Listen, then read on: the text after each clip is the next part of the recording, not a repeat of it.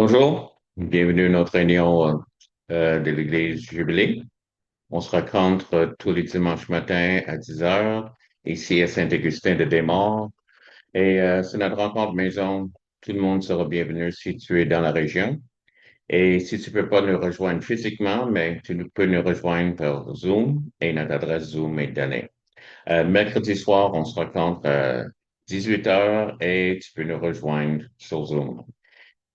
Et qu'est-ce que nous sommes en train de faire? C'est suivre la parole chapitre par chapitre. Et je suis en train de glaner. Qu'est-ce que ça me parle? Qu'est-ce que dans ces chapitres-là? Qu'est-ce que je ressens que Dieu me parle et veut peut-être parler à d'autres personnes dans sa parole. Donc, nous sommes en 1 Corinthiens, chapitre 6. Puis on a regardé la première partie la semaine dernière. C'était assez intéressant parce que c'est quelque chose assez normal. C'est que les personnes, ils parlaient du monde qui alentour pour des disputes financières ou d'autres choses. Et, mais la réaction de Paul, c'est que comment oses-tu faire ça? Puis c'est assez intéressant. Ça, c'est le vidéo de la semaine dernière et je t'encourage, tu l'as pas vu, ben, va aller faire un tour. Tu vois comment il approche toute la question. Et là, il continue sur le même sujet, et c'est ça qu'on va regarder aujourd'hui. Et il est arrivé, premièrement, il a parlé de deux personnes. Il a parlé de la personne qui s'est faite abuser ou frauder, qui sent qu'il s'est fait abuser, c'est pour ça qu'il est à l'encours, et la personne qui a abusé. Semaine dernière, il a parlé de celui qui s'est fait abuser, puis il dit des choses assez euh, surprenantes pour cette personne-là. Et maintenant, il parle de celui qui abuse. Et c'est de là qu'on va regarder, qu'est-ce qu'on va regarder. Et on va commencer avec 1 Corinthiens, chapitre 6, commençant le verset 8. Mais c'est vous qui commettez l'injustice et de qui dépouillez, et c'est envers des frères que vous agissez de la sorte. Donc, tu dépouilles ton frère. Ne savez-vous pas que les injustes n'hériteront point le royaume de Dieu? Ne vous y trompez pas. Ni les impudiques, ni les idolâtres, ni les adultères, ni les efféminés, ni les infâmes, ni les voleurs, ni les cupides, ni les ivrognes, ni les outrageux, ni les ravisseurs n'hériteront le royaume de Dieu. Je pense que les jeunes diraient, il y avait un temps qui disait rapport. On est en train de parler de deux personnes en cours. Là, tout d'un coup, on est rendu à les impudiques, les idolâtres, les adultères, les efféminés, les infâmes. Mais il y a un rapport entre les deux. Et il continue. Est-ce là ce que vous, et c'est là ce que vous étiez, quelques-uns de vous, mais vous avez été lavés, mais vous avez été sanctifiés, mais vous avez été justifiés au nom du Seigneur Jésus-Christ et par l'Esprit de notre Dieu. Autrement, il dit, il y a une ligne. Ça, c'est qu'est-ce que tu étais. Tu n'es plus ça. C'est plus dans tes pratiques. Maintenant, tu es quelqu'un de différent. Si tu te proclames chrétien, si tu es venu à Christ, la Bible dit que les choses anciennes sont passées et il y a comme une ligne de débarcation entre les deux. Et c'est important. Cette liste qui donne ces choses-là, c'est le passé. Si tu marches avec Dieu, si tu dis que tu es chrétien, OK? Et pas juste ce que tu dis. Qu'est-ce qu'il dit ici? Vous êtes. Autrement, il déclare à propos des Corinthiens. Toutes ces choses-là, là, c'est pas qui tu es. Qui tu es, qui tu es maintenant, c'est quelqu'un qui s'est donné à Christ, qui a laissé ces choses-là. Verset 12, il continue. Tout m'est permis, mais tout n'est pas utile. Tout m'est permis, mais je me laisserai asservir par quoi que ce soit. Les aliments sont pour le corps, et si tu me remarques, j'aime les aliments. OK, les aliments sont pour le ventre, et le ventre est pour les aliments. Et Dieu détruira l'un comme l'autre, mais le corps n'est pas pour l'impudicité. Donc, OK, il y a certains appétits, c'est correct, normal, mais c'est pas pour l'impudicité. Il est pour le Seigneur et le Seigneur est pour le corps. Et Dieu qui a ressuscité le Seigneur vous ressuscitera aussi par sa puissance. On continue. Ne savez-vous pas que vos corps sont des membres de Christ? Prendrai-je donc les membres de Christ pour en faire des membres d'une prostituée? On est débuté en cours. On a commencé à parler des finances. On a parlé de quelqu'un qui est en train de frauder. C'est ça le sujet. Maintenant, on est rendu avec des personnes qui se mettraient avec une prostituée et la profondeur de l'acte. C'est ça. Donc, il dit, est-ce qu'on se mettra pour en faire les membres d'une prostituée? Loin de là. Ne savez-vous pas que celui qui s'attache à la prostituée est un seul corps avec elle? Car, car il est dit, les deux deviendront un seul chair. Et ça, c'est une citation de ce qui est arrivé entre Adam et Ève et quand ça arrive en mariage. Mais celui qui s'attache au Seigneur est avec lui un seul esprit. Si tu t'attaches au Seigneur, tu es avec lui un seul esprit. Puis l'impudicité. Quelque autre péché qu'un homme commet, ce péché est hors du corps. Mais celui qui se livre à l'impudicité pêche contre son propre corps. Ne savez-vous pas que votre corps, si tu es chrétien, si tu as donné ta vie à Christ, est le temple du Saint-Esprit qui est en vous et que vous avez reçu de Dieu, que vous avez reçu de Dieu, excuse-moi. Ne savez-vous pas que votre corps est le temple du Saint-Esprit qui est en vous, que vous avez reçu de Dieu et que vous ne vous appartenez point à vous-même, car vous avez été rachetés d'une grande prix. Glorifiez donc Dieu dans votre corps, dans votre esprit, euh, qui appartient à Dieu. Donc, glorifiez Dieu dans votre corps et votre esprit. La conclusion. On est débuté en cours, en train de parler de l'argent, et quelque part de tout ça, c'est tout le même sujet. On est arrivé en train de glorifier Dieu dans notre corps et dans notre esprit. Ça fait du sens. Reste avec moi. Mais je vais prier. Seigneur, merci pour ta parole. Merci que tu es en train de nous parler. Merci que tu es le Dieu de liberté. Que tu es pas venu pour écraser, mais pour libérer ton peuple.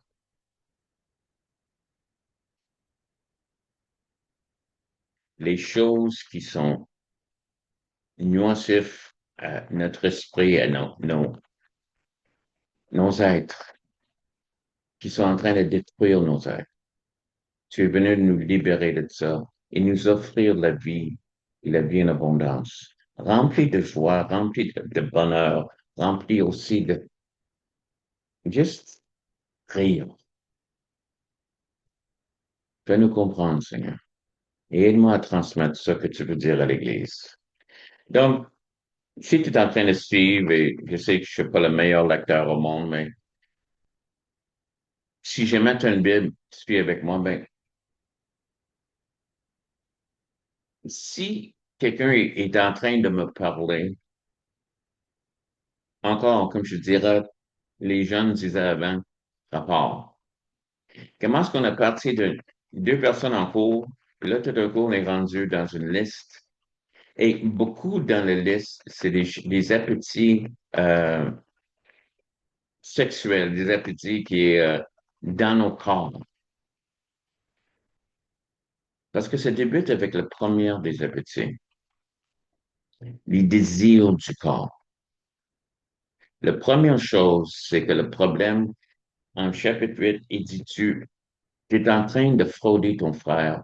Qu'est-ce qui est? C'est que tu es en train d'avoir, c'est l'appétit de voir l'argent.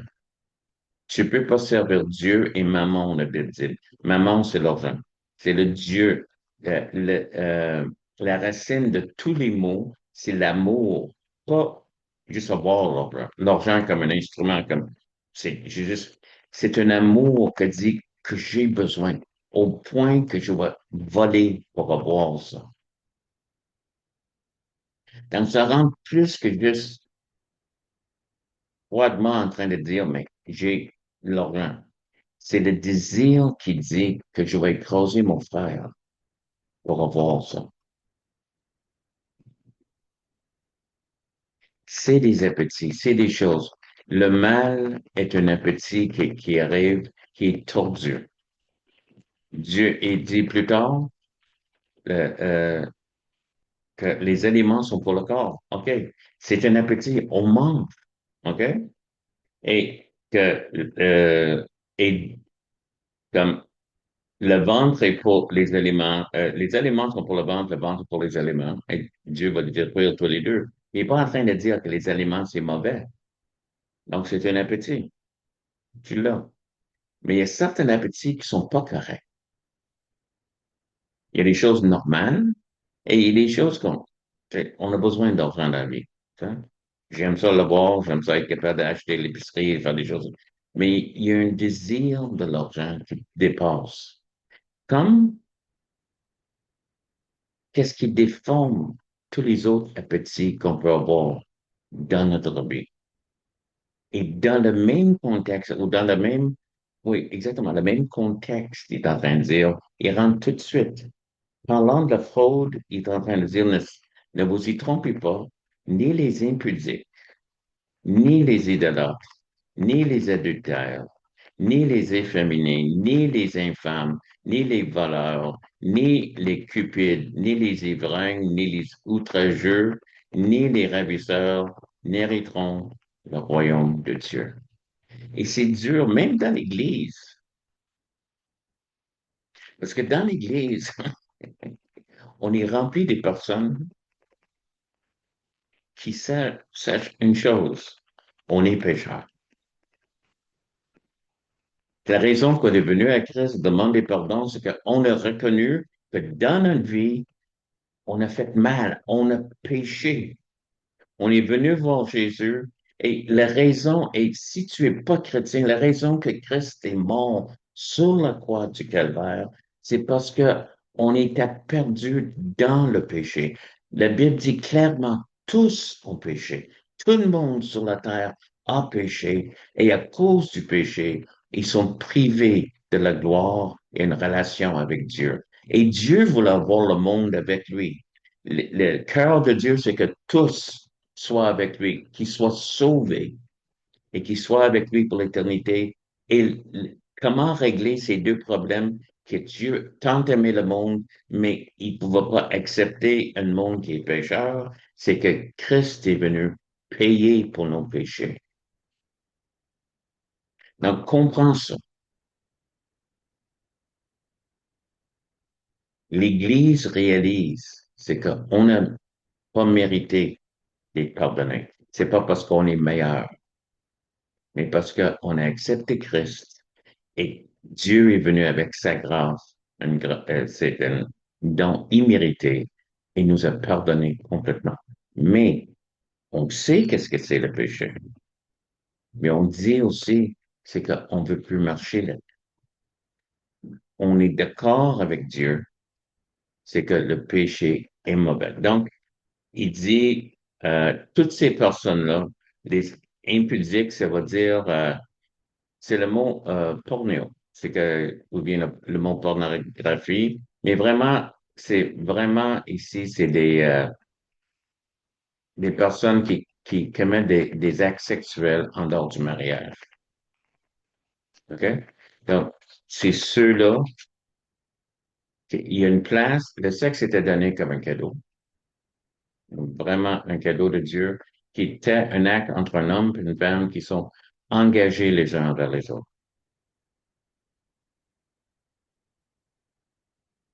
Mais la fornication, qui est l'autre mot qui est utilisé ici pour l'impudicité, c'est la fornication, c'est un péché contre Dieu. On peut pas être accepté. C'est normal aujourd'hui. C'était tellement normal. Comme, j'ai écouté un jeune homme parler l'autre jour et il a dit quelque chose de tellement surprenant.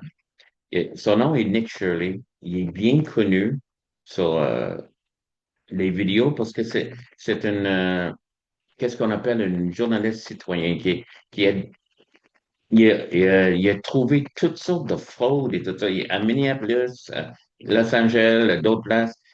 Souvent, il a juste trouvé qu'est-ce qui était croche. Puis il y a même du monde frustré avec lui. Mais bien du monde le voit comme un héros. C'est comme juste quelqu'un qui dévoile. OK? Make sure. Mais un jour, il est en train de faire une entrevue, puis il a juste dit que, tu sais, à cause que je suis en train de dévoiler, il essaie de chercher des choses contre moi. Il dit une chose, c'est que moi, je suis vierge. Ça m'a tellement frappé parce que moi, je viens d'une société dans laquelle, quand j'ai grandi, tu admettais pas si tu étais vierge ou non. C'était un honte. Lui, il était fier de ça. Moi, j'ai pris une décision. Je suis chrétien et un jour, quand il est marié, OK. Et j'ai vu plusieurs vidéos des jeunes hommes et des jeunes femmes qui disaient ça. Non, je suis pas là.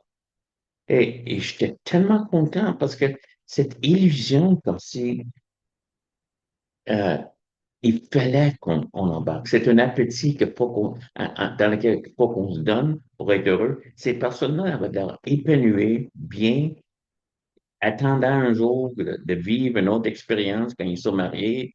Mais non, c'est pas nécessaire. Et à cause de le fléau de ça, mais on a l'avortement. On a des personnes qui ne sont pas engagées, donc on va tuer un bébé. Un gouverneur a signé dernièrement, ben, cela, il y a plusieurs États aux États-Unis, mais au Canada, c'est aussi le droit. C'est qu'un bébé peut être avorté euh, après 9 mois. C'est incroyable.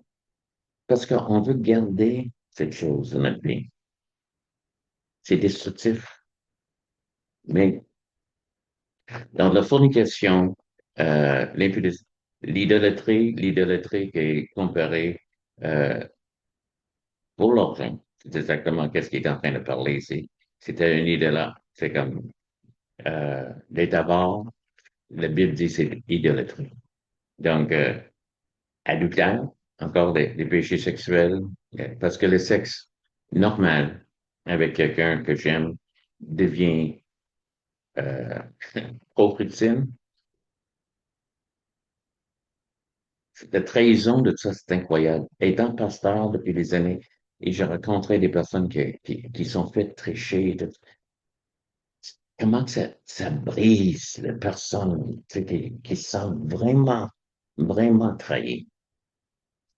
Et Dieu pardonne et Dieu a réparé des mariages.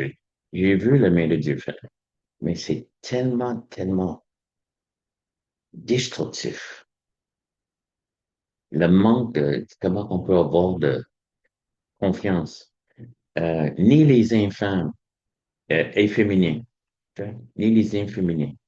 Et les inféminés, c'était le mot là, c'était une des choses là-dedans, c'est des garçons qui étaient pris pour des actes sexuels, pris par des hommes, pour un peu les préparer.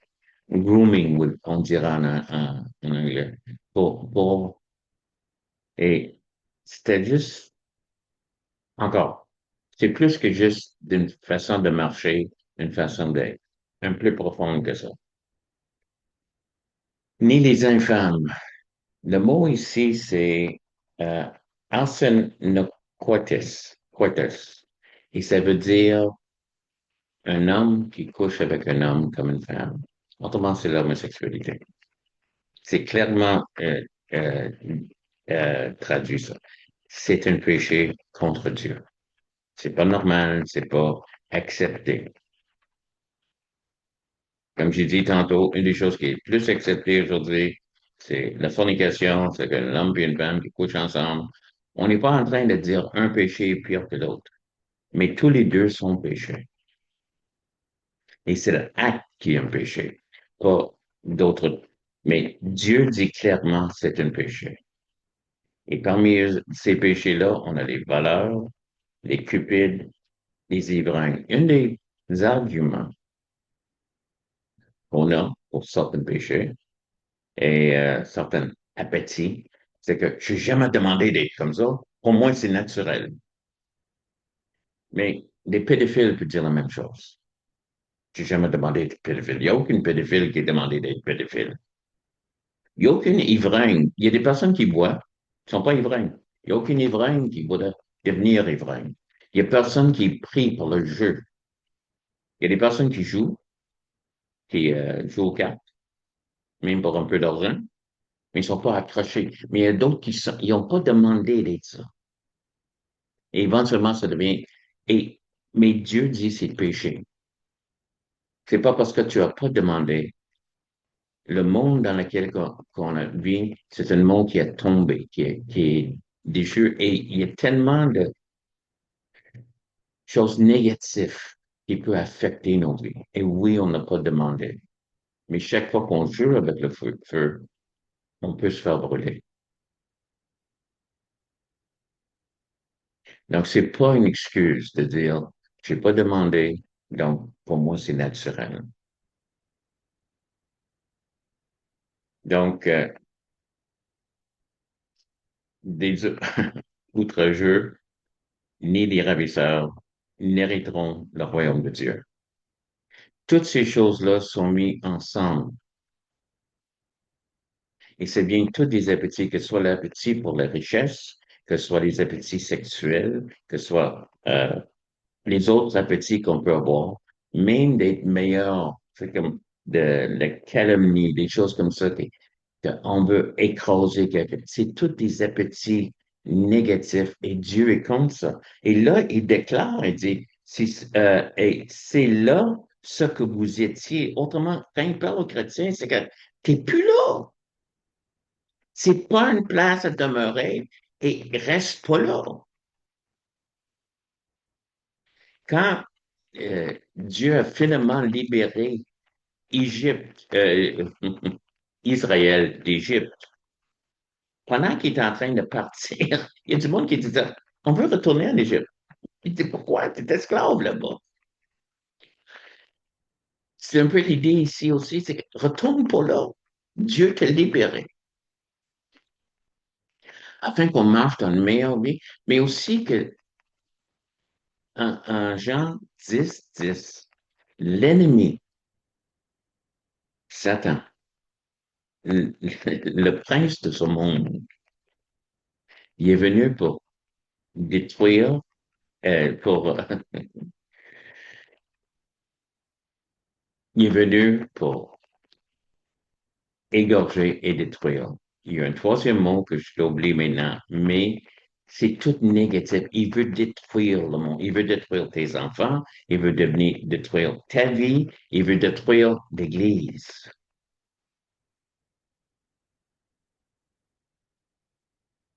C'est juste la destruction qu'il veut. Mais dans le même verset, il dit, mais Jésus est venu afin que tu aies la vie et la vie en abondance. Ces choses-là sont destructives. Et c'est toujours, beaucoup de ces choses-là, c'est donné comme une liberté, pendant que c'est un esclavage, que je peux pas m'en débarrasser. Et c'est pour ça que Paul est en train de dire, t'es plus là. Retourne pas en Égypte, retourne pas dans l'esclavage. Il y a quelque chose de nouveau pour toi. C'est tellement profond parce que vraiment, qu'est-ce qu'il est en train de dire plus tard? Et on va aller dans cette idée de la sexualité.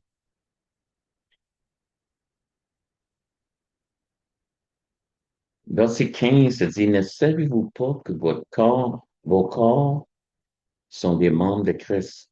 Prendre- Prendrais-je donc les membres de Christ pour en faire un membre d'une prostituée?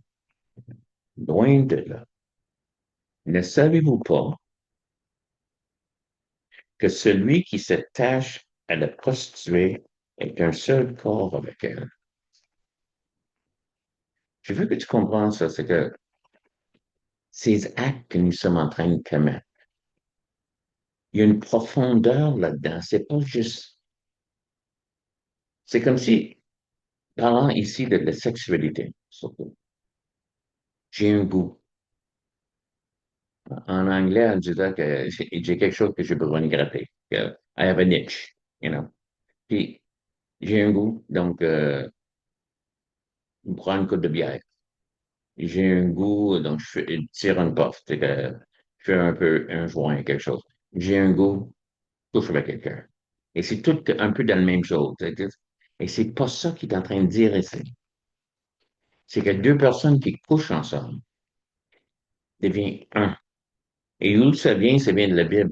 Parce que le mariage, quand Adam et Ève, la création, quand ils étaient mis ensemble, ils sont devenus une seule chair. Donc, on devient un avec chaque personne qu'on couche avec.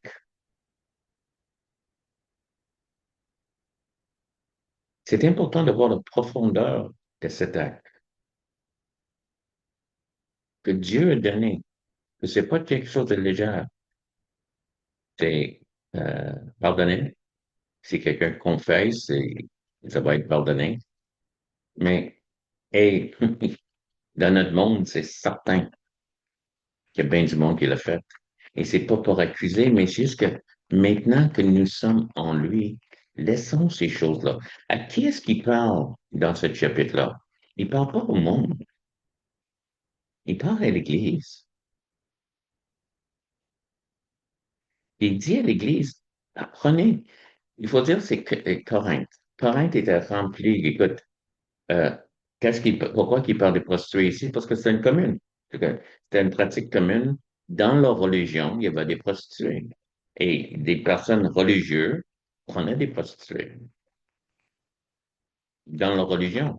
Tu sais, je sais que dans la religion musulmane, ils disent, ben, tu peux coucher avec des, des infidèles, tu sais, surtout ceux qui sont pris comme esclaves. Non, il n'y a personne avec qui on est donné, à part de notre femme, à part de notre mari. C'est eux avec un seul, parce qu'on devient un avec un seul. Et c'est profond, qu'est-ce que nous sommes en train de faire. Qu'est-ce qu'il dit? Fuis l'impudicité, bon, c'est acte sexuel. Quelque autre péché qu'un homme commettre, ce péché euh, est hors du corps. Mais celui qui se livre à l'impudicité pêche contre son propre corps. Il y a quelque chose de particulier avec ce péché-là,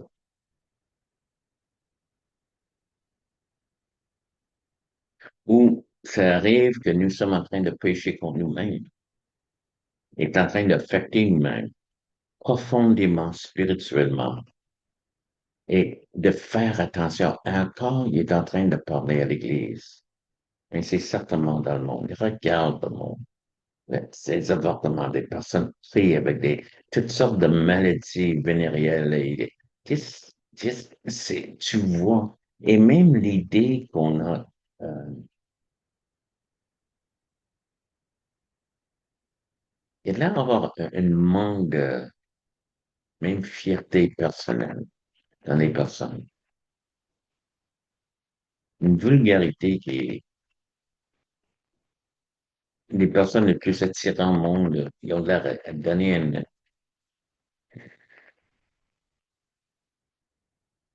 ça repousse au lieu d'attirer. C'est justement, mais vraiment, je pense toujours, les personnes, c'est quelqu'un qui est beau, quelqu'un qui est belle, mais ça affecte tellement de manière qu'elle elle agit.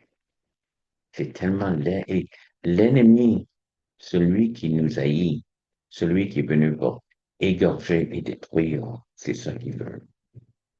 Il veut descendre, il veut abaisser, il veut rendre l'homme qui est le plus haut, la création de Dieu, la seule créature dans laquelle que Dieu peut habiter.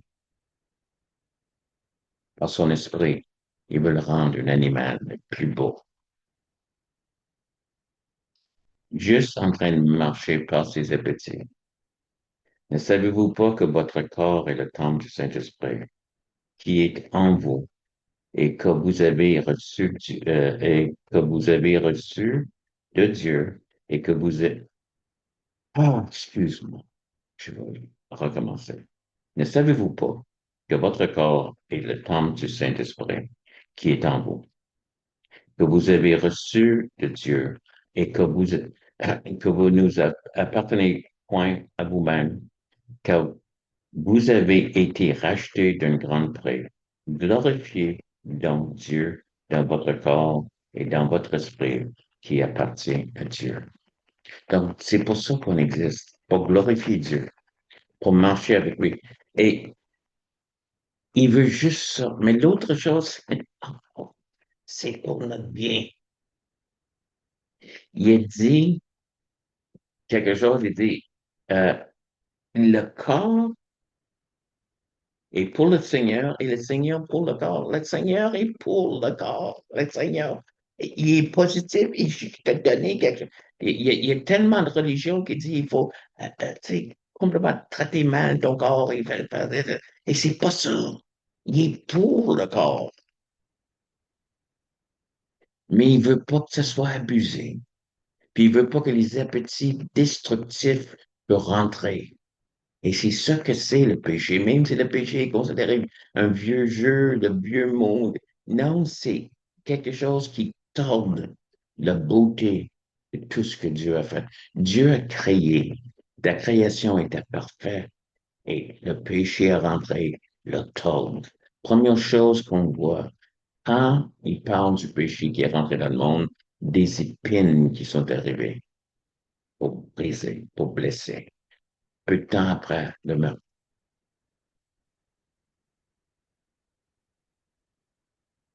Mais il veut tellement garder les choses. Vous étiez racheté d'un grand prix parce que tu es précieux. Dieu t'aime. Puis il veut pas enlever la vie, il veut te donner la vie. Il est pour le corps. Il veut agir pour ton corps, ton âme, ton esprit. Et les trois sont donnés. Donc on veut que te laisser agir. On veut que juste que cette vérité soit dans ta vie. C'est débuté avec un homme qui veut tellement un appétit de l'argent qui a défraudé son frère. Et dans le même contexte, il dit voici les mêmes appétits qui sont en train de détruire. Vous étiez libérés, vous étiez rachetés d'une grande prix. Ça t'appartient pas à toi-même, mais celui à qui tu appartiens t'aime au point de mourir. Et il veut, maintenant qu'il est mort pour toi, combien plus qu'il veut agir pour toi. Il veut pas enlever, il veut donner. Mais laisse-toi pas détruire pour ça. Si tu as des questions, écris-moi. Euh, Tu vois mon adresse courriel. J'aimerais ça d'attendre, mais mon numéro de téléphone est là. Euh, et j'aimerais avoir un feedback aussi de qu'est-ce que nous sommes en train de parler. Euh, je sais c'est là qu'il y a une couple de centaines de personnes au moins qui écoutent nos vidéos. Donc, écoute, euh, pour moi, c'est important.